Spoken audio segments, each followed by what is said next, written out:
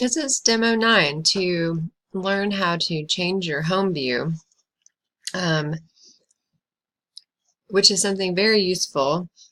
Some of you, when you were creating Shape 9, may have created it with the box laying down instead of standing up, like if you look at the 20 ISO shape sheet. This is not how the box looks before you add the filleted edge and the circular cutout.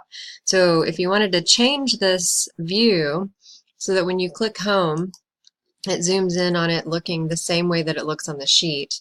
All you have to do is move your cube around so that it's sitting approximately how you want it. So let's say kind of like this. And then find that corner that's in the front closest to you. That would be like where the new front right top corner would be, the corner meeting those faces. And now you have it situated the way you want it, but if you click Home, it's going to go back the way it was because your home view is set right now. So I'm going to spin that back up the way I want it again, kind of get it a little bit how I want it, and then click on, that's not right. That's still not right. Let me try this again. Get it about how I want it, and then click on that corner. There we go. And then this is a two-step move. So you're going to right-click, hovering over the view cube, say Set Current View as Home and Fit to View.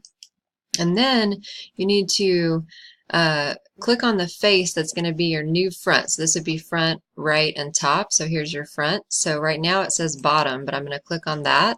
And then you're going to reset the front. So set current view as front. And then once you do those two steps, when you click Home, it's going to be front, right, top, which is how you want to see your view cube, and it's going to give that isometric that you want. So again, two steps.